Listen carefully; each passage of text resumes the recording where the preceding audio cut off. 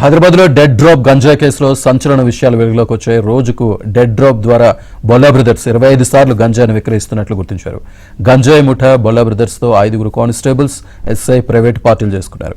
కేసుల్లో నిందితులను పట్టుకుని రావడానికి కారును బొల్లా బ్రదర్స్ సప్లై చేసినట్లు గుర్తించారు. అరెస్ట్ అయిన బొల్లా బ్రదర్స్ ఇంట్లోనే పోలీసులతో కలిసి పార్టీలు చేసుకున్నట్లు తేల్చారు.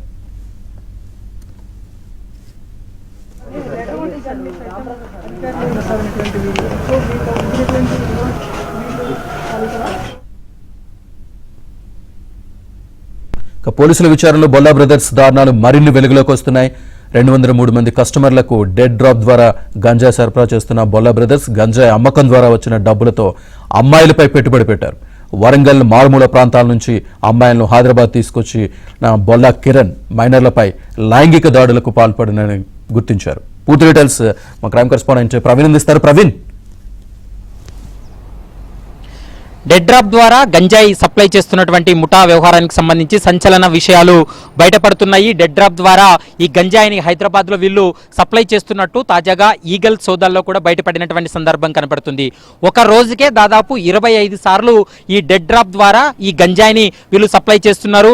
ఏ విధంగా సప్లై చేస్తారంటే వీరు ఎవరికైతే కన్జ్యూమర్ ఉన్నాడో, కన్జ్యూమర్ అనేటువంటి వ్యక్తి వీళ్ళకి అమౌంట్ పంపించిన తర్వాత ఆ గంజాయిని ప్యాక్ చేసి ఒక ప్రాంతానికి, నిర్మానుష్యమైనటువంటి ప్రాంతానికి వెళ్ళి ఆ గంజాయిని అక్కడ పెట్టిన తర్వాత అక్కడ లొకేషన్ ఫోటోను ఆ కన్జ్యూమర్కు పంపిస్తే ఆ లొకేషన్ ఆధారంగా చేసుకొని కన్జ్యూమర్ అక్కడికి వెళ్ళి ఫోటోను ఆధారంగా చేసుకొని ఆ గంజాయిని తీసుకొని వెళ్తాడు. ఇది డెడ్ డ్రాప్ అనేది. ప్రధానంగా ఈ కేసులో మరికొన్ని కీలక అంశాలు కూడా బయటపడడం జరిగింది. ఒరిస్సా నుండి హైదరాబాద్కు, ముఖ్యంగా ఈ బొల్లా బ్రదర్స్కు ఒక 31 మంది సప్లై చేసినట్లు ఇప్పటికే ఈగల్ టీం కూడా గుర్తించినటువంటి పరిస్థితి కనబడుతుంది.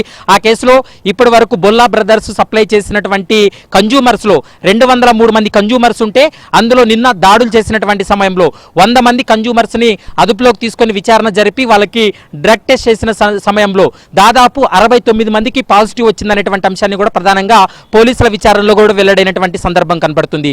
మరోవైపు కృష్ణవేణి అనేటువంటి ఒక మహిళను ట్రాప్ చేసి ఆమె పైన లైంగిక దాడి చేసి ఆమె గర్భం దాల్చిన తర్వాత హాస్పిటల్కి వెళ్లకుండా ఆమె పైన అఘాయిత్యానికి పాల్పడమే కాకుండా ఆమె పైన దాడి చేయడంతో ఆమె గర్భం కూడా కోల్పోయినటువంటి సందర్భం ఉంది. ఈ అంశాలన్నిటిపైన కూడా పూర్తి స్థాయిలో పోలీసులు దర్యాప్తు కొనసాగిస్తున్నారు. ఇందులో మరొక కోణం ఏంటంటే స్థానికంగా ఉన్నటువంటి పోలీసులు 5 మంది కానిస్టేబుల్స్, ఒక ఎస్ఐ ఈ యొక్క బొల్లా బ్రదర్స్ ఈ గంజాయి ముఠాతోటి వీళ్ళు సంబంధాలు కలిగి ఉన్నారని, ముఖ్యంగా ఎక్కడైతే ఈ గంజాయి డెన్ ఉందో ఆ ప్రాంతంలోనే పోలీసులతో కలిసి వీళ్ళు పార్టీలు చేసుకున్నారు.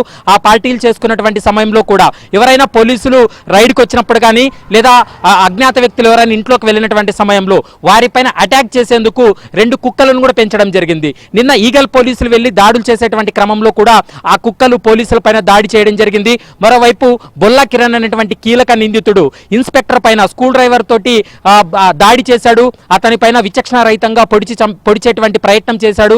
దీంతో కిరణ్ ను పోలీసులు అదుపులోకి తీసుకొని విచారించినటువంటి సమయంలో ఈ అంశాలన్నీ కూడా బయటపడడం జరిగింది. వరంగల్ జిల్లాకు సంబంధించినటువంటి కొంతమంది అమ్మాయిలను ట్రాప్ చేసి వాళ్ళని ఈ యొక్క గంజాయి దందాలో వినియోగిస్తున్నారు. ముఖ్యంగా వారి తల్లిదండ్రుల యొక్క సిమ్లను వీళ్ళు ఈ గంజాయి దందాకు వాడుతున్నారు. మరోవైపు ఫోన్ పేలు కావచ్చు, గూగుల్ పేల ద్వారా అమౌంట్ వేయించేందుకు కూడా, అంటే కన్జ్యూమర్స్ నుంచి ఆ డబ్బులు తీసుకునేందుకు కూడా వీళ్ళ కాంటాక్ట్ నెంబర్లు వాడడం, మరోవైపు వీళ్ళ అకౌంట్స్ కూడా వీళ్ళు వాడినట్లు ప్రస్తుతం ఈగల్ పోలీసుల యొక్క విచారణలో కూడా వెల్లడైనటువంటి అంశాలు. మరోవైపు ఈ రోజు సాయంత్రం వరకు నిందితులను కూడా రిమాండ్కు తరలించేటువంటి అవకాశం ఉంటుంది. మరోవైపు మిగిలినటువంటి కన్జ్యూమర్స్ కూడా పూర్తి స్థాయి విచారణ జరిపి వాళ్ళని కూడా డ్రగ్ టెస్ట్ చేసేటువంటి అవకాశం ఉంటుంది. 2022 నుంచి ఇప్పటి వరకు దాదాపు 203 మంది కేవలం హైదరాబాద్కు సంబంధించినటువంటి కన్జ్యూమర్సే ఉన్నారు. ఇందులో ఐటీ ఉద్యోగులు, స్టూడెంట్స్, మరోవైపు అక్కడ స్థానికంగా ఉన్నటువంటి కొంతమంది వ్యక్తులు, మరోవైపు ఒక మహిళ కూడా తరచుగా ఈ గంజాయి కూడా వీరి దగ్గర నుండి కొనుగోలు చేస్తున్నట్లు, మరోవైపు బేగంపేట ఎయిర్పోర్ట్ వెనుక భాగంలో ఈ గంజాయి డెడ్ డ్రాప్ ద్వారా ఈ గంజాయిని కూడా వీళ్ళు అమ్మకాలు చేస్తున్నట్లు కూడా పోలీసుల విచారణలో వెల్లడైంది. కాబట్టి ఈ కేసులో మరోసారి నిందితులను కస్టడీలోకి తీసుకొని విచారిస్తే అసలు వాస్తవాలు బయటపడేటువంటి అవకాశం అయితే కనిపిస్తుంది. Srinivas, right, thank you very much Praveen.